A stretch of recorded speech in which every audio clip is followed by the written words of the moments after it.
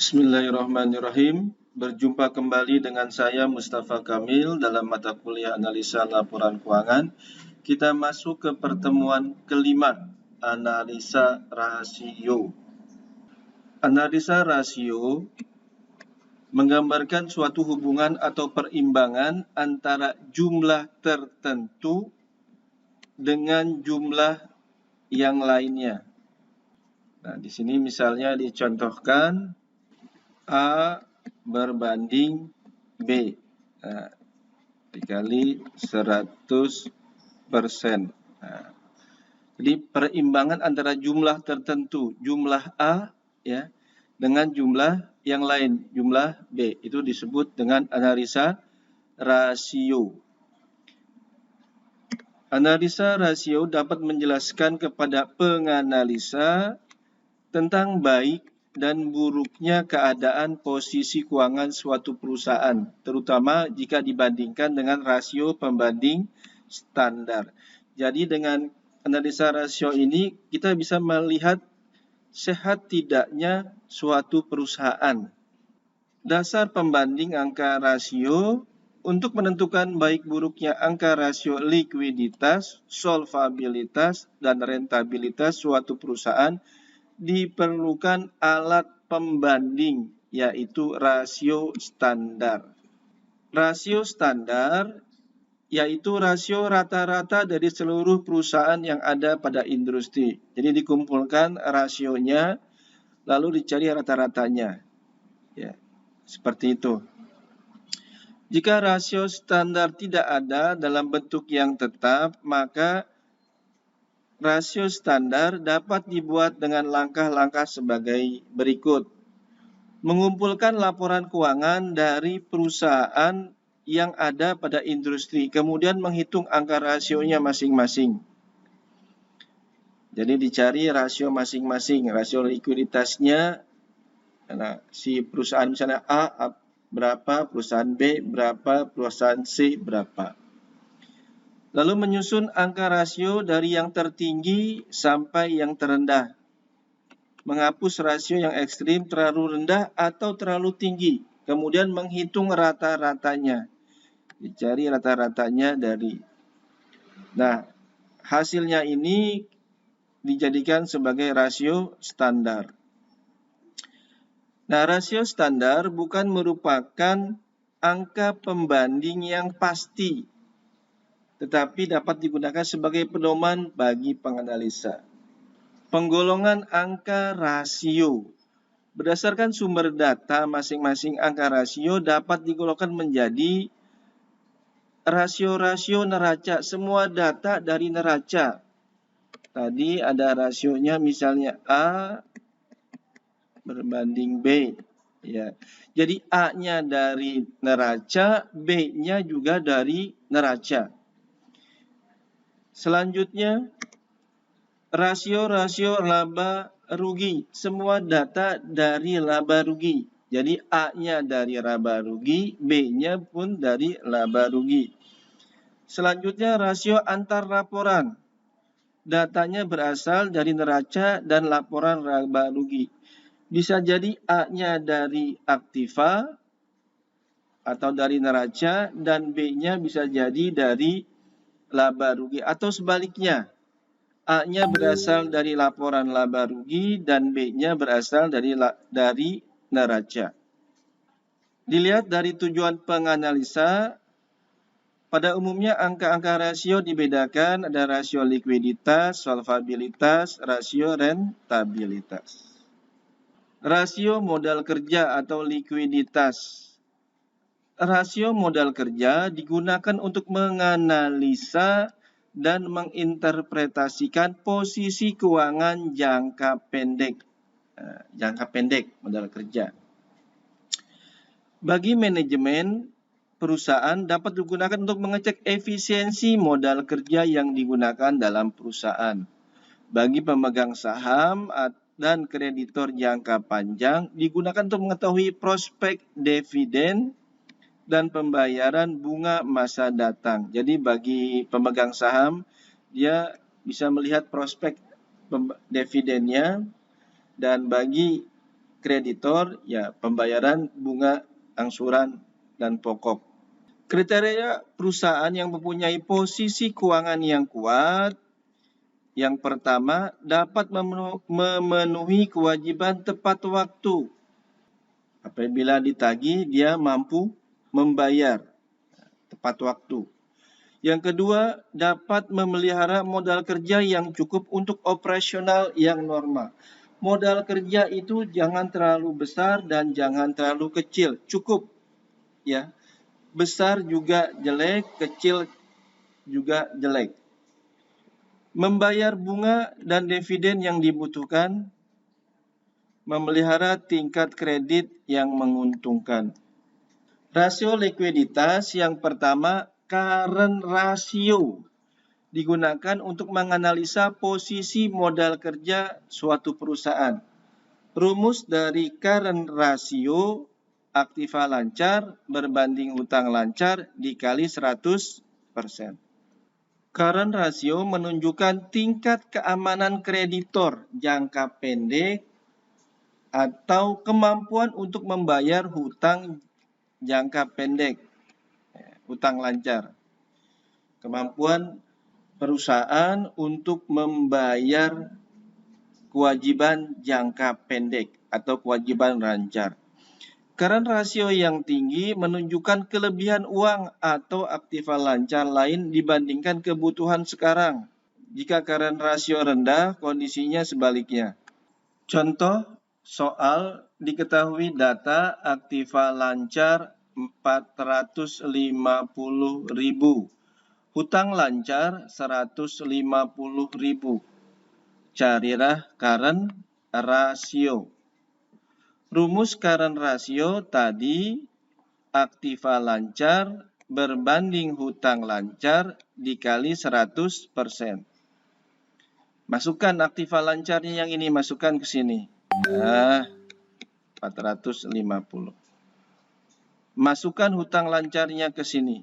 Nah, ya, 150. 450.000 dibagi 150.000 dikali 100%, didapat 300%. Ini artinya 300% current rasionya atau 3.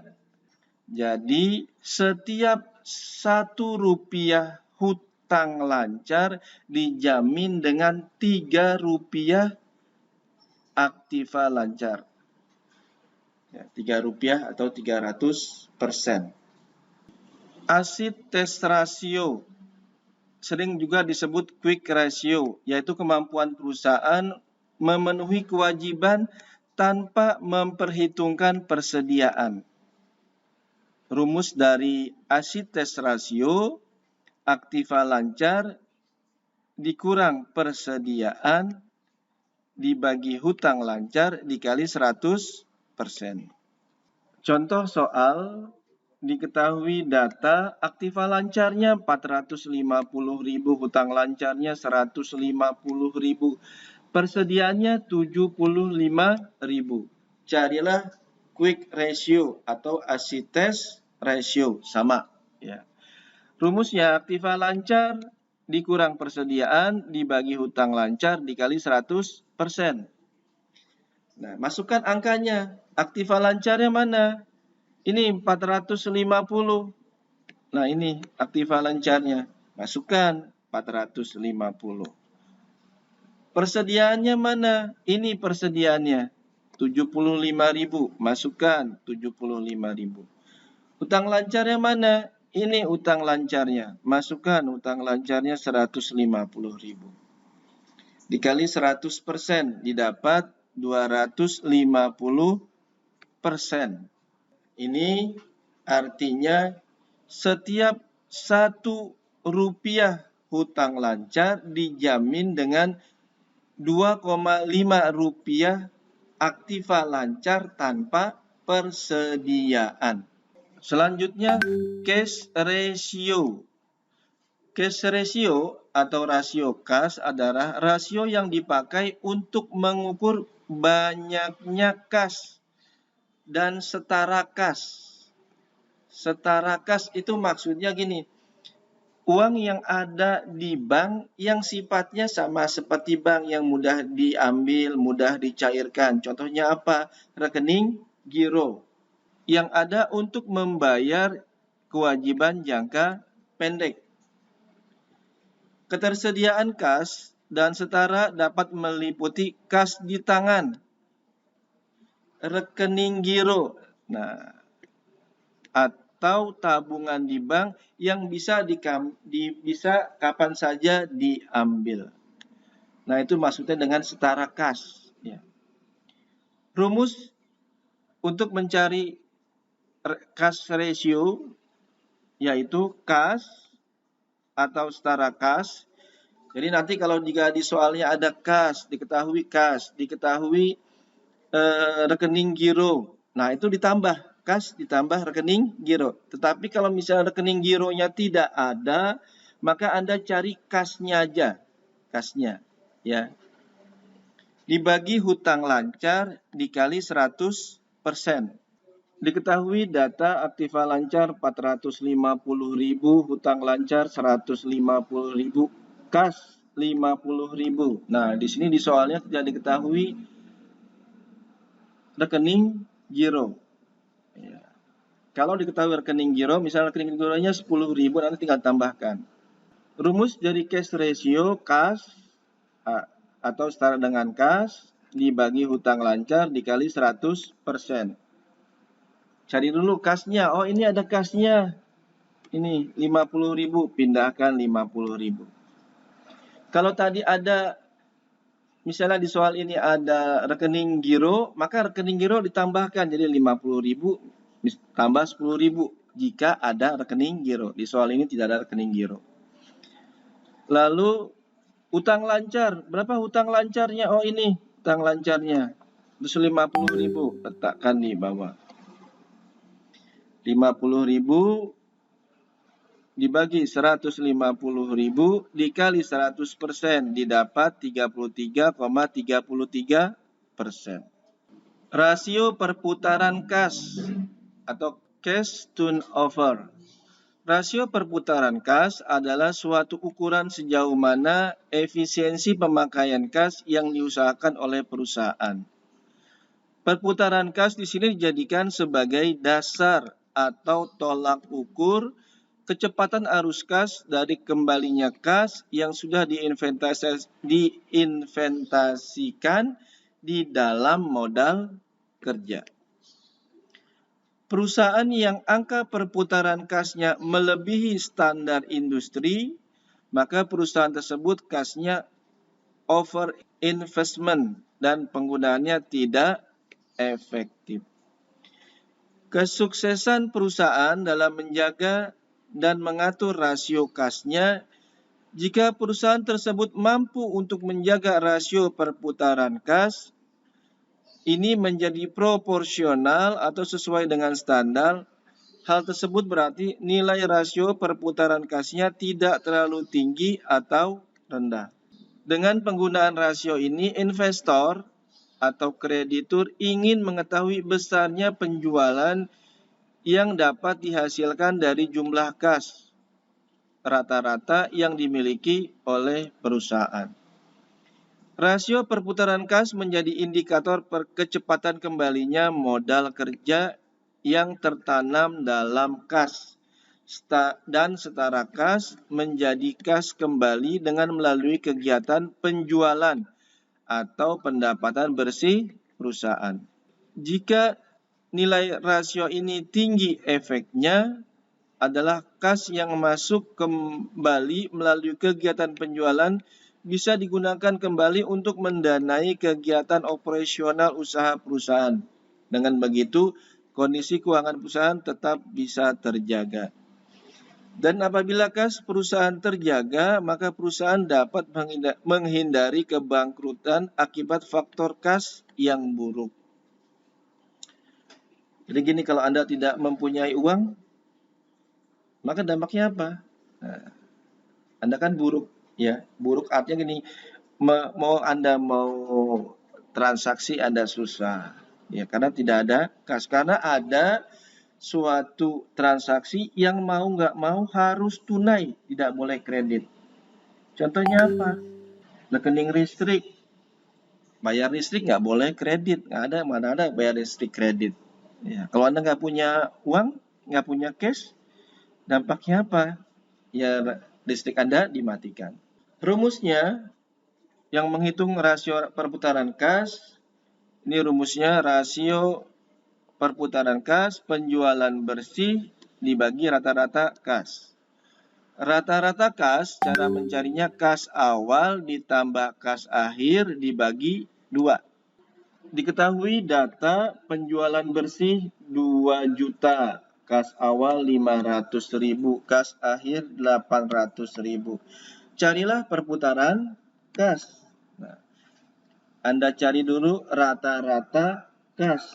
Rumusnya kas awal ditambah kas akhir dibagi 2. Kas awalnya mana? Ini 500.000, pindahkan 500.000. Kas akhirnya mana? Ini 800.000, pindahkan 800.000. 500.000 tambah 800.000, 1.300.000 dibagi 2, 650.000. Perputaran kasnya, rumusnya penjualan bersih dibagi rata-rata kas.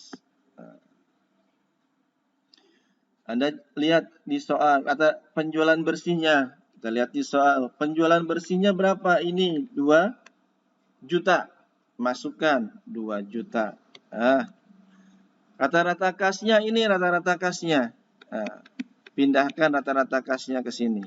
Nah, didapat perputaran kasnya 3,7 kali.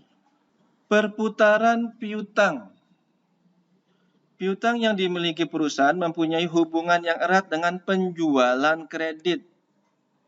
Ya, kalau kita menjual kredit, maka timbul piutang.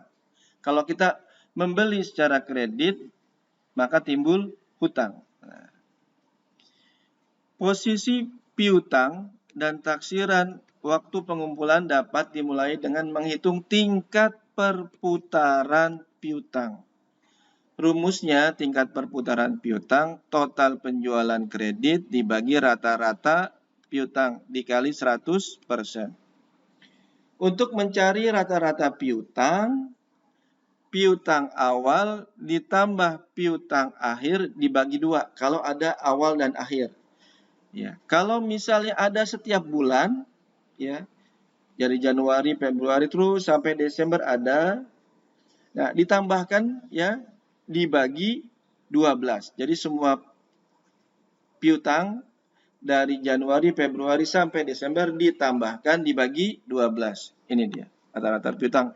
Kalau dia dalam setiap bulannya ada. Kalau dia hanya awal dan akhir yang ada, piutang awal ditambah piutang akhir dibagi 2. Nah, kalau yang tadi tahunan ya. Jadi piutang awal tambah piutang akhir dibagi 2. Makin tinggi rasio ini menunjukkan modal kerja yang ditanam dalam piutang rendah dan keadaan sebaiknya.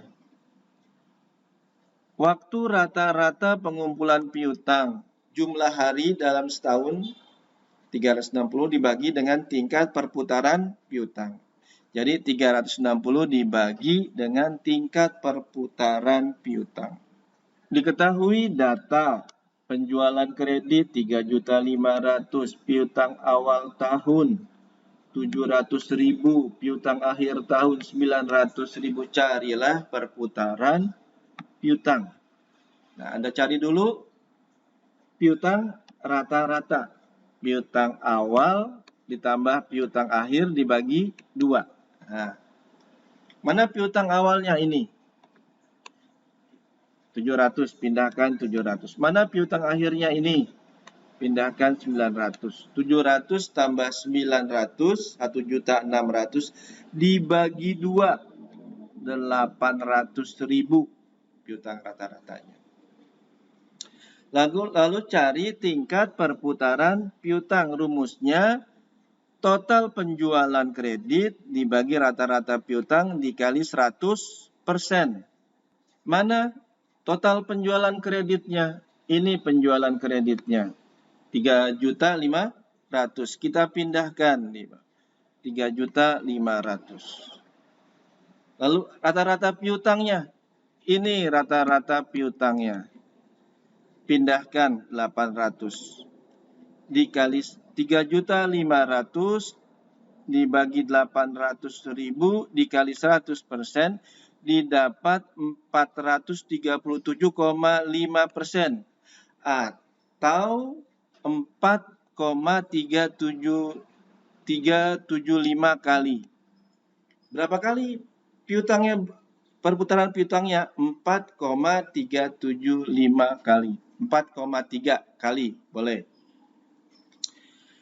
Lalu waktu rata-rata pengumpulan piutang 360 dibagi dengan tingkat perputaran piutangnya 4,375 didapat 82,28 hari.